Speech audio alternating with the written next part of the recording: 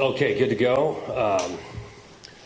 Always an exciting time of year to get started. Obviously, a lot of work starting in January all the way back, months of trying to improve, right? Bigger, stronger, faster in the weight room, spring ball, summer, all of that. Some of the definitely excitement is campus. Students back on campus, everything open up, first day of class. So there's a lot of energy around. I want to thank the fans that came out for Meet the Spartans last Thursday. I thought that was really a meaningful event for our guys to see the appreciation they had, and getting around our fans was big time stuff. Counting on a record-sized student section this coming Friday to add to our energy and creating a home field advantage. I'm looking forward to that. I think some unique, cool things of the tailgate at Munn Field that's going to take place on Friday. So just a lot going on to add to the excitement of this particular game and this season. I know our guys are ready to go out there with all the work they've put in. Haven't been able to talk about it a ton. We announced captains a while ago, but really proud of those 5 guys that'll represent us. Again, team vote, the team comes up with this, and I actually did some on the side with the coaches, just kind of get their feel where they would place it, and they had the same top 5. So that just confirmed to me that Jordan Hall, Aiden Childs, Matt Golban, Quindarius Dunnigan, and Sam Edwards were the right choices for that. We will do an honorary captain weekly. I've always believed in that in regards to, we got a lot of guys that got votes, felt like they had influence or leadership on the team. Things take place during the year. Guys are doing great things, and we will continue to have that. You'll find out later in the week on who that is for this week. And so, like I said, a lot of work's gone into it, a lot of excitement, and we've got a lot of respect for our first opponent. I mean, Western Michigan coming in here, Coach Taylor does a nice job. You look at his background in 3 seasons, in his third year, got that team playing physical and tough.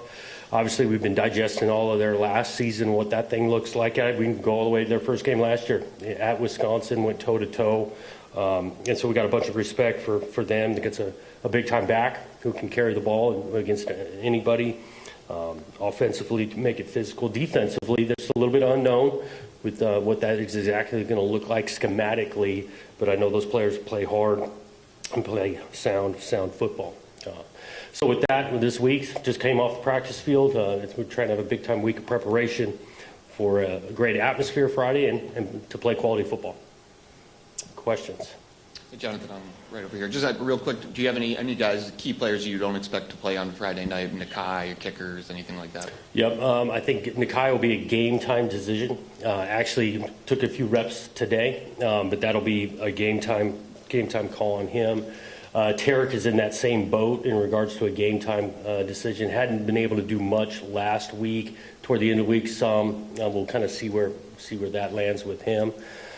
Just kind of on the maybe larger name, Jack Vellings looked fine the last, call it, week.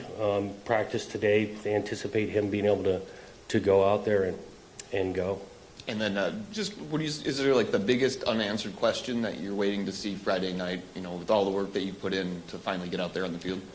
Yeah, I mean, you're looking at all 3 phases and see what it looks like, right? I mean, you think you implemented some things schematically, and we want to see what that is. I want to see a group respond. I mean, this thing is not a game of perfect. Football's not, and so there's going to be some ups and downs there in how we respond to that. I want to play sound football, clean football, right? Game ones, you think about, first time in the atmosphere, whether we're talking penalties, mistakes, blown assignments, trying to keep those to a minimum. Because you want to play with some emotion. Talk about all this lead up and how exciting it is, how much work they put into it. But within, you want to be controlling that emotion, be able to execute. A little tougher parking out there today.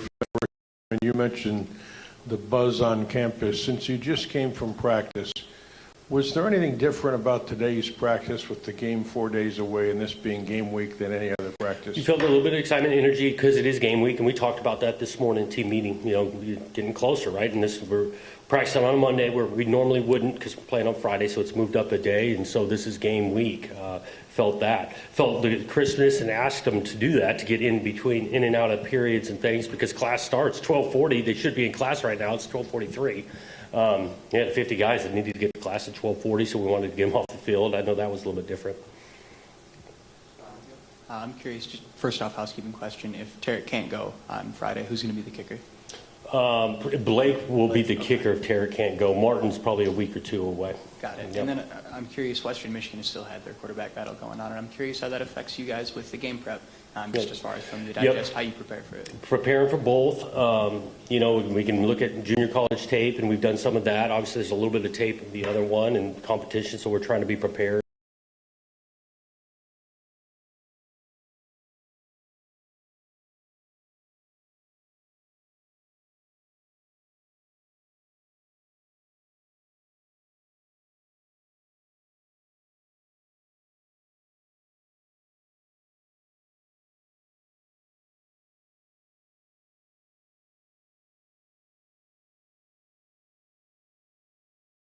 I'm not overly concerned. Like I said, these guys are so excited to play, and we do talk about respect. And every time we get to line up, paying respects to whoever we're playing, and how we do that is through our preparation. We said that this morning. I think there's some maturity on this team, and just watching them practice today, there's no signs of, call it, looking forward. Two things. One, just kind of back with the kickers again. With the early season games, how much of it is maybe trying to, I don't want to say minimize, but make sure that those other two guys, Connington and Basic, are healthy for the rest of the year? Does that play into the decision right now? Well, yeah, we want them healthy to be able to execute the kick. We're not going to put them out there if they're not healthy. We're definitely not overworking them through the week and things. But to be honest with you, Blake has been solid through camp. I think statistically, his numbers, we were talking about it, are similar to the way we were kicking field goals statistically last camp with Kim and all of that. So we've got some confidence in him. And so there comes to a field goal made. If Tarek's good to go, we'll find out on Friday night. If not, Blake can bang it through. And the second question about the offensive line in particular. I know you spent a lot of time in the offseason talking about getting them up to speed, getting the run game going again, getting the blocking right. When you look at this game, is this I don't want to say a critical game for them, but is it a pivotal game for them to establish all those things that you wanted in your eyes? We were definitely shooting to play really quality football at the line of scrimmage. So much of our offense starts at the line of scrimmage. I said it before, this is not a game of perfect. I don't expect us to go out there and run whatever it is, 70 snaps of offense, and they're flawless. Like, there's going to be some things. They've got good players over there, all of that. But I won't be shocked if we end up playing more than 5 old linemen in the game. And so some of that rotation going through, and guys have earned that. So it's not going to be perfect, but we're looking to be a physical group that can protect the passer and run the ball. Coach, can you take us back to a year ago at this time, and what were the feelings for you and the emotion going into that first game, and maybe how it compares to now? Yeah, I mean, there's some similarities, to be honest with you. There's excitement, the buzz, all of that. School starting at home. There's some similarities there. I do think going into year 2, you're familiar with that feeling, the Spartan walk and what goes through. Obviously more familiar with the current team than we were, just because we've had more time with them and that kind of thing. Jonathan, 3 good to great Michigan State teams have really struggled with Western Michigan over the years. Is it easier when you're going against a team that this is such a big game for them, that you get them in the opener where you've got that excitement, than maybe get them later? Yeah, I don't know. I just know our guys are focused in their prep of Western Michigan. This is our first opportunity. We're only guaranteed 12 of those. Obviously, we want to be playing more than 12, but we're only guaranteed 12. That's been our mindset. We focus on, these guys are preparation for them. And a lot of that still bleeds into our focus on ourselves, our techniques, our schemes in game ones when you're less certain, right? There's not a bunch of, you're in week 6 and you got 5 games of tape of trusting your rules and focusing on ourselves. Coach, obviously Kelly and McCray are incoming transfers. How do you think their ability to play will impact the passing game? Yeah, I look forward to seeing those guys because they got skill set with their speed, the route running. I think both of them catch the ball naturally. I think McCray does a nice job interior getting open, whether we're talking option routes, running things off a linebacker. Kelly can take the top off, but he can do some stuff in the interior, a little bit larger frame. I throw Bullard in there. I'm anxious to kind of see what Bullard and Boyd bring to the table.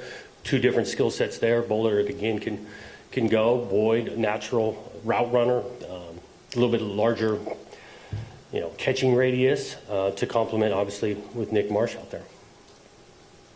When I look through your captains, I see a lot of guys who've played a lot of football, prominent positions in this team. Then I look at Sam Edwards as a guy who hasn't had a whole lot of those snaps, and I think has filled a lot of auxiliary roles. So what's it like to see him recognized as a captain with this team and have that honor? Yeah, was really happy for him, proud of him, and I was glad because I do think you talk about like kind of a glue guy for the whole operation.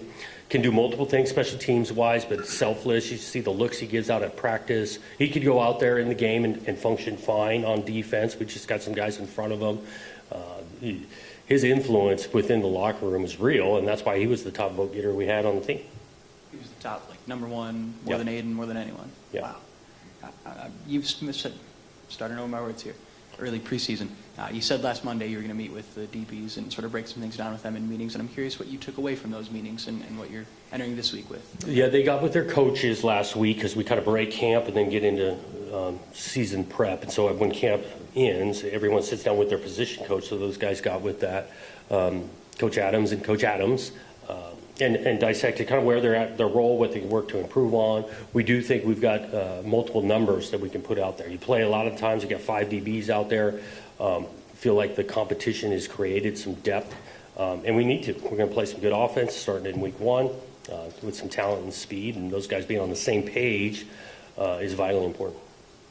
This is a pregame procedural question that may mean nothing, but I noticed last year coming out of the tunnel, you don't lead your team out, unlike every coach I can remember. Is there I don't know if it's every coach, but yeah, okay, yeah. I'm talking about my memory. I don't know if it's significant. Is there a reason for that, or is it about the players, or what is that? I think we want to be player-led around the place. We talk about it, and captains will be out in front.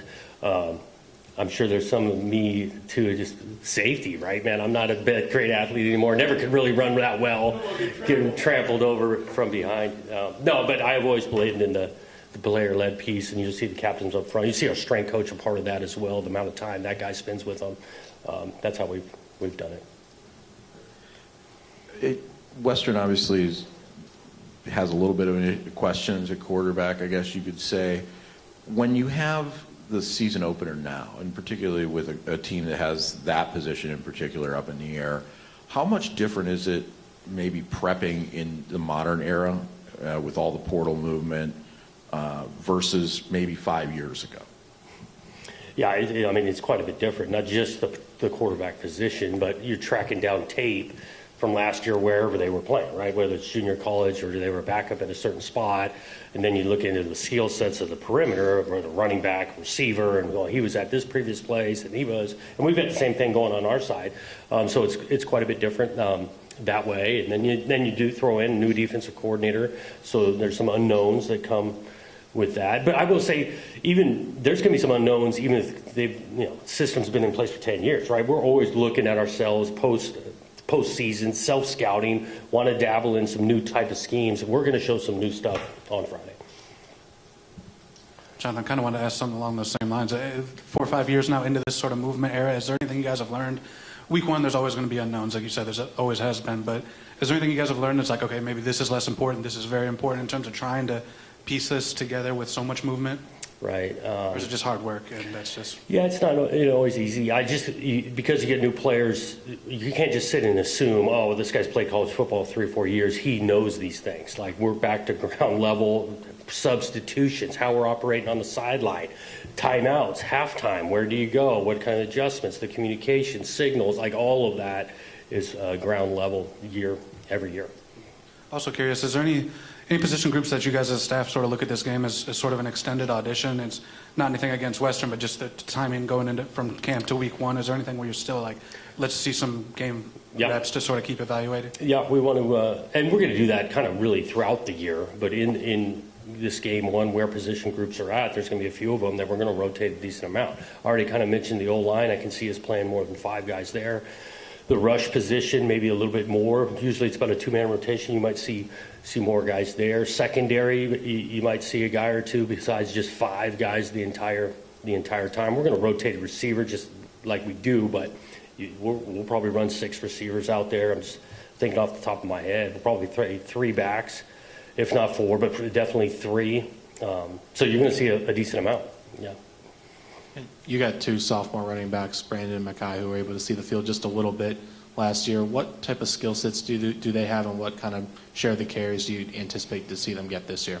Yeah, I think with Mackay, Frazier, he getting close to being a complete back. I mean, he can put his foot in the ground, physical, make you miss, catching the ball out of the backfield. I think he showed some of that during fall camp, and I think that's grown to be a weapon for him. Brandon, physical runner, likes to get downhill and finish his runs. And done well on the protection side. Mackay throw in there as well. So both those guys, we feel I think it's helped with the Tolliver back here. All three of those guys pushing each other. We feel like we get a good skill set back there. When it is week one, and not everything's going to be perfect, what do you look for out of Aiden and what he's going to look like out there on Friday? Yeah, I'm going to operate, and trust what he sees and take what they give you. They get us in the right play, and compete. Go out there and he's prepped. He's worked really hard. What around him? Trust the guys around him. Trust what he sees, and then go compete with it. Old quarterback, you're always thinking about the functionality, play clock, correct play, those kind of procedural things that they can control, and want them to do a nice job with that. Jonathan, you've mentioned Simmons and Collier and also Aiden and Jace.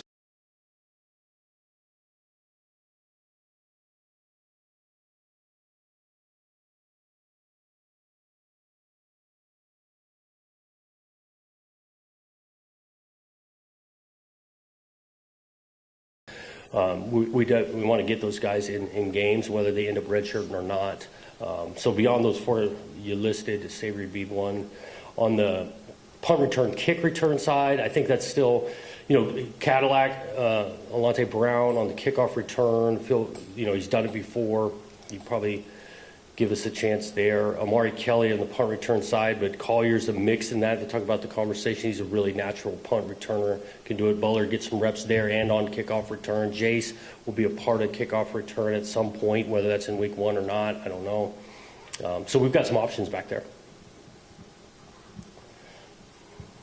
Jonathan, you had, obviously, when you had Jonathan Kim, you knew the range, you knew everything you had at kicker. And I'm wondering if when you don't know it exactly there, does it affect your red zone decisions, your play calling? Like, I know red zone offense is something you wanted to pick up on anyway. I'm wondering if it changes the way you call a game a little bit. Yeah, 100%. And just the realities. I mean, with Kim, especially as he got into that year, big old leg, extremely high confidence. Yeah, that changes your approach. You get into the high red zone, we'll call it, 30, 40-yard line, where, and his distance, he had a big leg. And so depending on who's our kicker this week, we'll,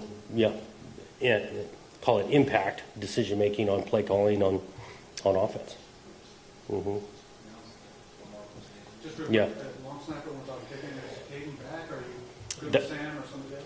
Oh, no, Jack would be the snapper if Caden can't go. That's the same thing. He's getting closer, Caden is, but he hasn't done much in camp, to be honest with you. So I can see Jack being he's totally ready to go on Friday. Just wanted to ask, it's totally housekeeping, but you mentioned hunting for tape earlier, and I wonder if you guys have a guy on staff who's in charge of that operation, or how do you find this FCS tape, different levels, like who puts it all together? Yeah, we've got big old staffs on really all three phases, and so, the coaches trickle down to assistant position coaches to our quality controls. Those guys chase down most of it, and now this technology Pro Football Focus, Huddle, I mean, you got access to a lot. So it's not that difficult to find. Thanks, guys.